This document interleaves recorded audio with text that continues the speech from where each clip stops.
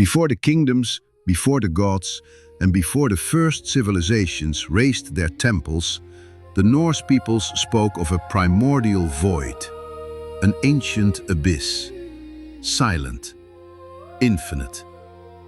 They called this state Ginnungagap, a space between ice and fire, between Niflheim and Muspelheim, between absolute cold and the force capable of setting entire worlds ablaze. From this void emerged what may be the most mysterious structure in Norse mythology, Yggdrasil, the world tree, the tree of life, the axis that sustained every realm of existence. For centuries, Yggdrasil was treated merely as a spiritual symbol, an image created by ancient peoples to explain the universe. But the Norse description carries something deeper. Yggdrasil did not merely connect places, it connected different worlds, separate realms, different inhabitants, different laws, pathways between realities. And so, a disturbing possibility emerges. Perhaps the ancients were not describing only a tree. Perhaps they were trying to represent a network, a living structure connecting matter, energy, consciousness, and worlds. Today, when we speak about networks, we think of information flowing, interconnected layers, and isolated environments existing inside a greater structure. But ancient peoples used symbols, roots, branches, fruits, worlds suspended from a cosmic tree. Under this interpretation, Yggdrasil would become an ancestral way of describing a vast network of reality. In Norse traditions, that network sustained 9 worlds: Asgard, Midgard, Jotunheim, Svartalfheim, Helheim, Muspelheim, Vanaheim, Alfheim, and Niflheim. For a long time, these realms were viewed only as mythological locations. But through another interpretation, they could represent layers of existence. Asgard would be the command center, the realm of the gods, an advanced civilization from the far north, remembered by the Vikings as the dwelling place of divine beings.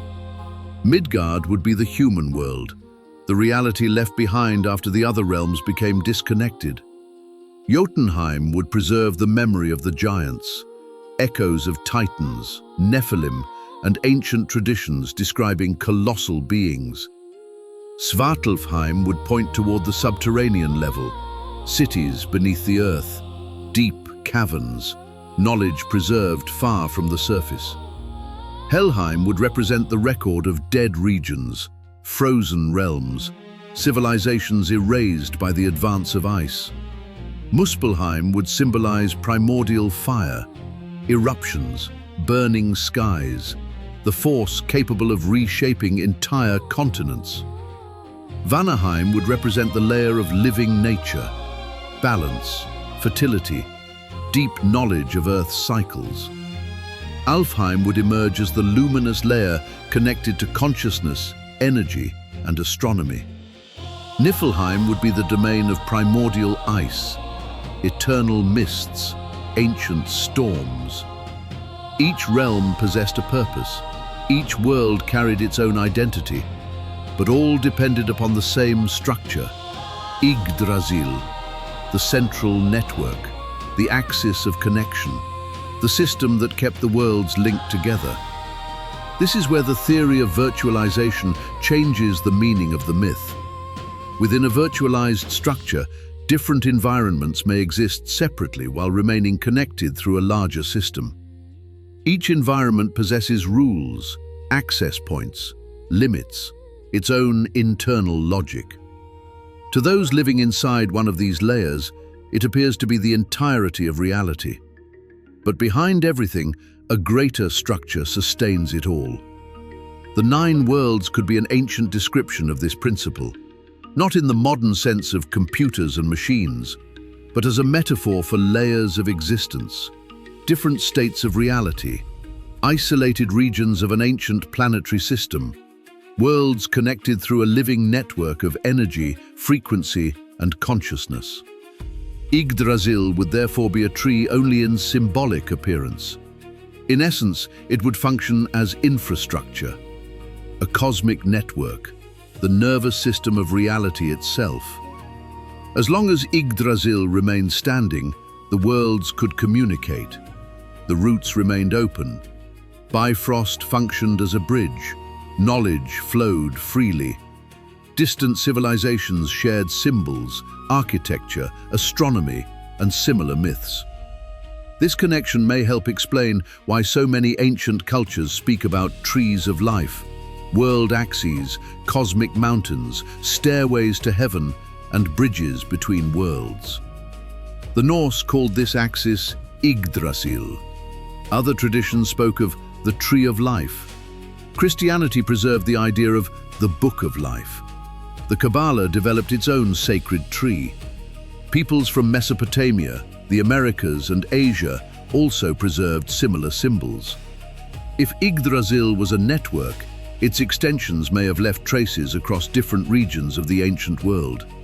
Hyperborea may have been the polar core, a realm in the far north surrounded by auroras, ice, and celestial observatories.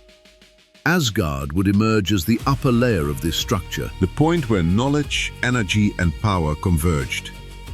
Atlantis may have been another node, connected to the oceans, crystals, and ancient maritime routes. Ratanaba could represent a living extension of the tree itself, hidden roots beneath the Amazon, underground rivers, ancient forests preserving traces of the lost system. Agartha would become the deepest root, the part of the network descending beneath the surface, connecting tunnels, caverns, and hidden cities. The strength of this narrative does not lie in treating it as literal proof, but in recognizing the symbolic connection. All of these stories seem to revolve around the same idea: an ancient world, connected, advanced, fragmented after a great collapse. And within Norse traditions, that collapse received a name: Ragnarok, the end of the gods, the destruction of the realms, the breaking of the ancient order. Normally, Ragnarok is seen as war, monsters, fire, ice, and destruction. But through this interpretation, it may represent something even more terrifying: the fall of the network, the shutdown of the system. When Yggdrasil began to collapse, the worlds became disconnected. Bifrost shattered, the roots vanished, civilizations became isolated, knowledge stopped flowing, the layers of reality separated, and Midgard was left alone. Humanity became trapped within ordinary reality alone, the surviving layer, without access to the other worlds, without understanding the ancient technologies, without fully remembering Asgard, Hyperborea, Atlantis, Ratanaba, or Agartha. What was once a network became legend. What was once knowledge became religion. After the fall of Yggdrasil, each civilization preserved only fragments. The Vikings kept the sagas. Priests preserved sacred books. Ancient civilizations left behind incomplete maps. Other cultures spoke of trees of life, sealed portals, gods abandoning the earth, and destroyed worlds. The idea of the Book of Life becomes powerful at this point. If Yggdrasil was a structure connecting worlds, consciousness, and destinies, its memory may have eventually been transformed into spiritual language. The tree became a book, the network became a record, the connection became sacred memory. Midgard would be exactly that, the disconnected world, a limited reality left behind after the collapse of the original system. Modern humanity living among ruins, symbols, and fragments, trying to interpret as myth what may once have been part of something far greater. Some places on Earth intensify this imagination even further. Devil's Tower, also known in indigenous traditions as Mato Tipila, frequently appears in alternative theories because of its unusual appearance. A colossal, isolated formation marked by vertical lines resembling the fibers of a gigantic petrified trunk. According to conventional geology, it is a natural formation. But within the visual mythology of the ancient world, it becomes a powerful symbol. Mount Roraima also enters this mythology, a gigantic mountain surrounded by clouds appearing like a fragment torn from another age. Then come the giant sequoias, real trees, living, colossal, survivors of a natural scale that makes humanity seem insignificant. If trees of such magnitude still exist today, the question becomes inevitable. How much larger could the vegetation of the ancient world once have been? In this sense, Yggdrasil ceases to be merely a mythological tree. It becomes the memory of a sacred biology, a natural network, a connection between life, the planet, and consciousness. The collapse of the network would also explain why so many ancient traditions speak about separation, gods leaving the earth, the heavens distancing themselves from mankind, portals being sealed, languages becoming confused, civilizations disappearing, worlds destroyed. Yggdrasil remains powerful precisely because of this. It does not merely represent a tree, it represents the idea of a connected reality, a world where sky, earth, nature, consciousness, and knowledge were all part of the same system. A world that collapsed, but was never completely forgotten. Its fragments still appear in sacred symbols, ancient mythologies, impossible ruins, giant trees, mysterious mountains, and stories about underground worlds. Yggdrasil may have been a tree, it may have been a network, it may have been a symbol, it may have been a memory.